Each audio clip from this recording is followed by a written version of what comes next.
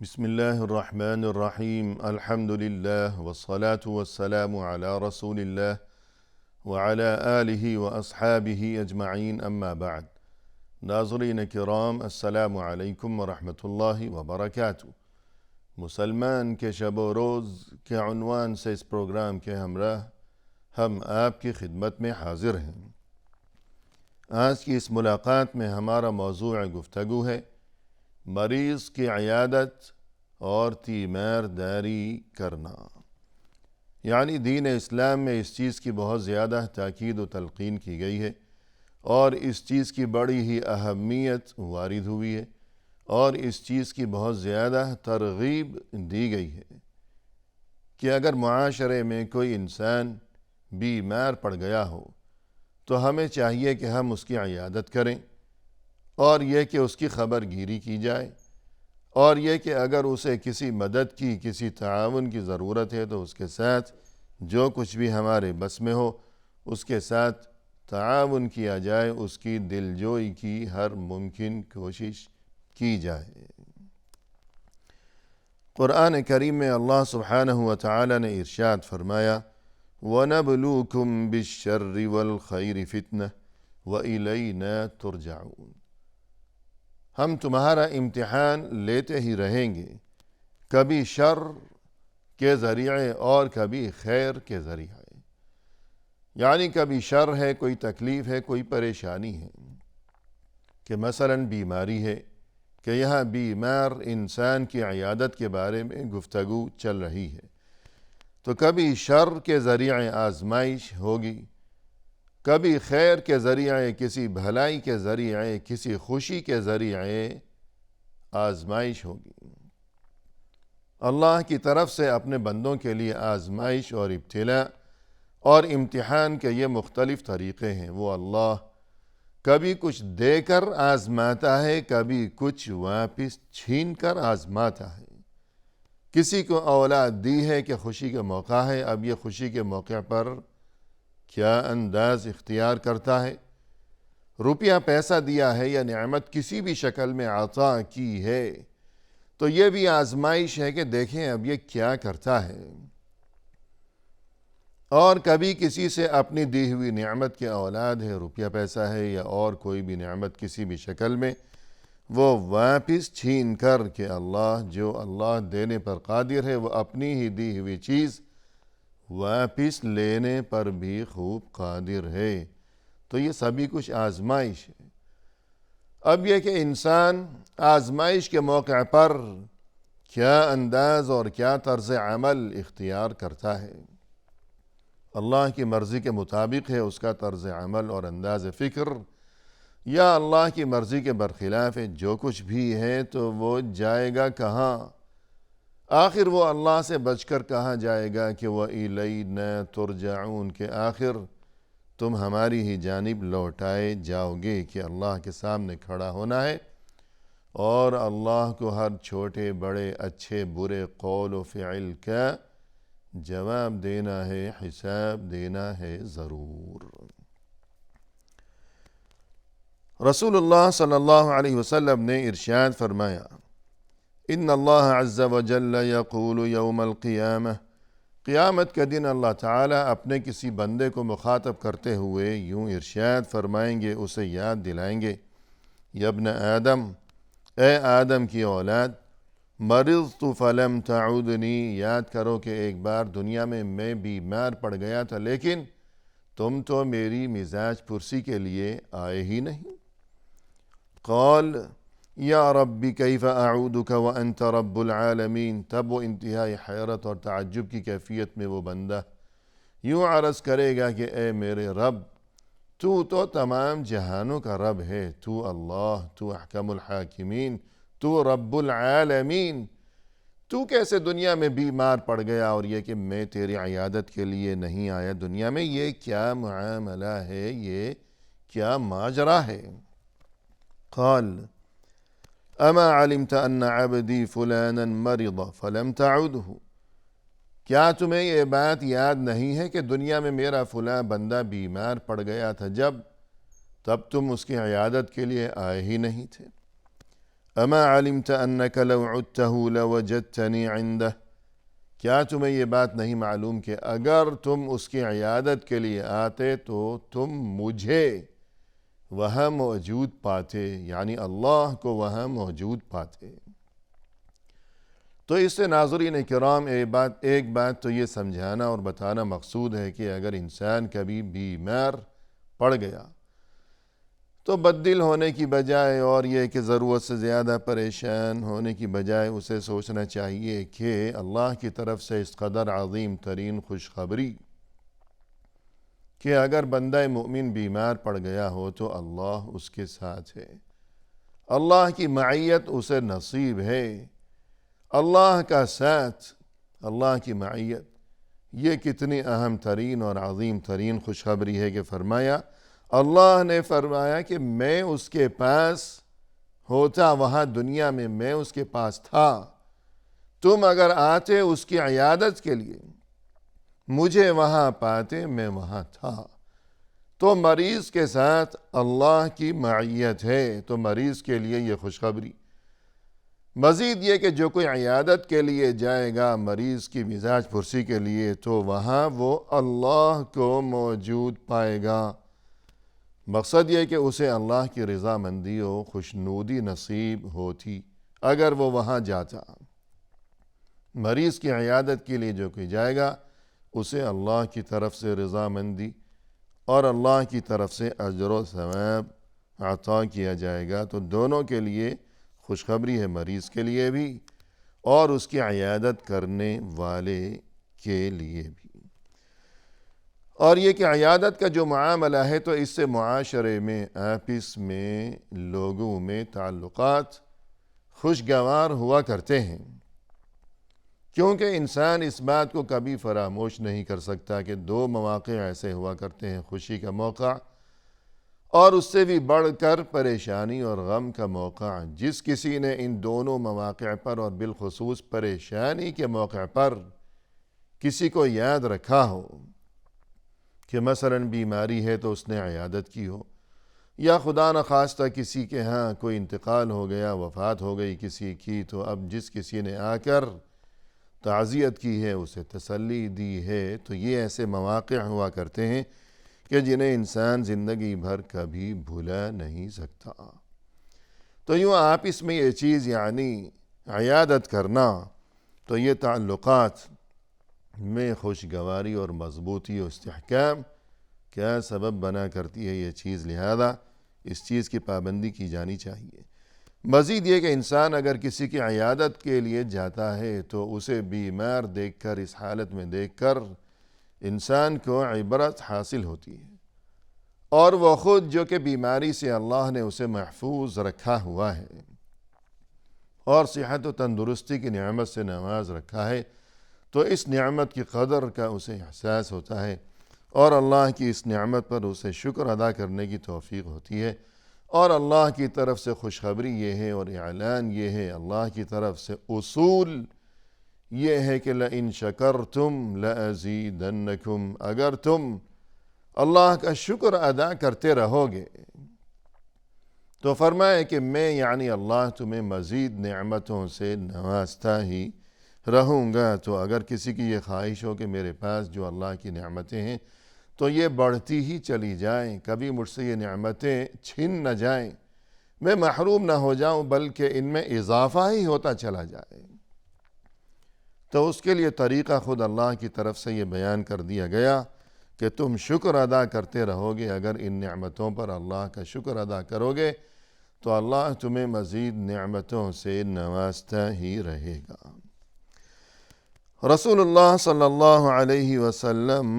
نے ارشاد فرمایا ہے، من عاد مریضا نادى مناد من السماء، جب کوئی انسان کسی مریض کی عیادت کے لیے روانہ ہوتا ہے تو آسمان سے ایک فرشتہ یوں پکارتا ہے، یوں ندا کرتا ہے، طبت وطاب ممشاک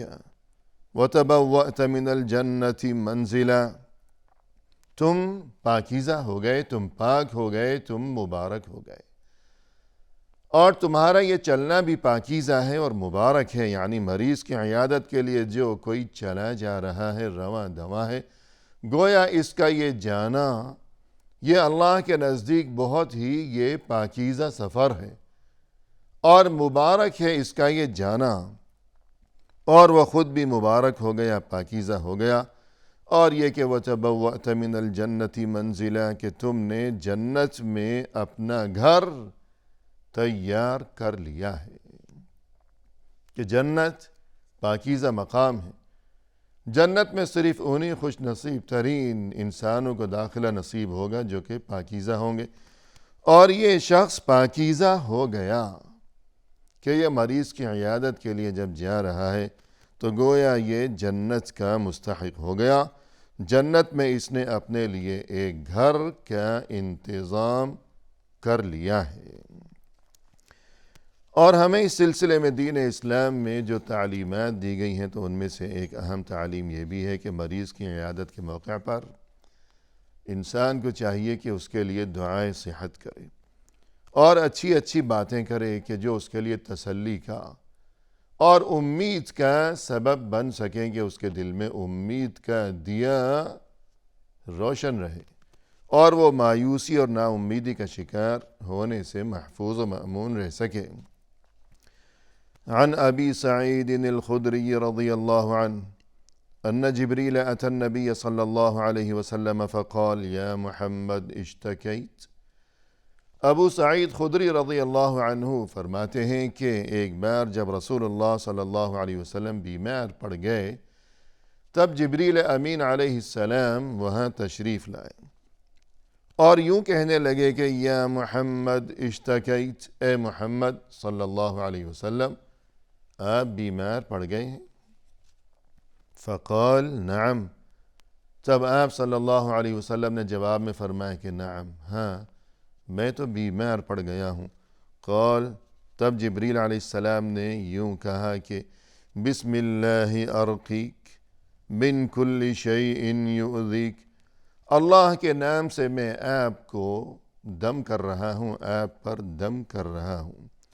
ہر اس چیز سے شفا کے لیے کہ جو آپ کے لیے باعث اذیت ہو، جو آپ کو تکلیف پہنچا رہی ہو۔ من شر کل نفس او عین حاسد اللہ یشفیک، ہر چیز کے شر سے اور ہر حسد کرنے والے کی بری نگاہ سے اللہ آپ کو شفا اور صحت و تندرستی عطا فرمائے۔ بسم اللہ ارقیک، اللہ کے نام سے میں آپ پر دم کر رہا ہوں۔ تو یہ دعا اور یہ کلمات اور یوں دم کرنا، گویا اس کا مطلب یہ ہے کہ انسان یہ الفاظ کہے، خواہ اسے دم کرے یا صرف یہ الفاظ اپنی زبان سے کہے کہ دم کہہ لیا جائے، یہ دعا کہ اصل میں یہ مریض کے لیے دعا ہے۔ اور بہت سی جو دعائیں جو کہ وارد و ثابت نہیں ہیں تو ان کی بجائے تمام تر خیر و برکت اگر دل میں ایمان ہے، اگر دل میں اللہ اور رسول صلی اللہ علیہ وسلم کے لیے احترام ہے، عزت کے جذبات ہیں، محبت و عقیدت ہے، حقیقی ایمان ہے جس کے دل میں، تو اسے یہ بات یاد رکھنی چاہیے کہ اللہ اور رسول صلی اللہ علیہ وسلم پر اگر ایمان ہے تو پھر وہ کلمات، وہ باتیں، وہ عبارات اور وہی دعائیں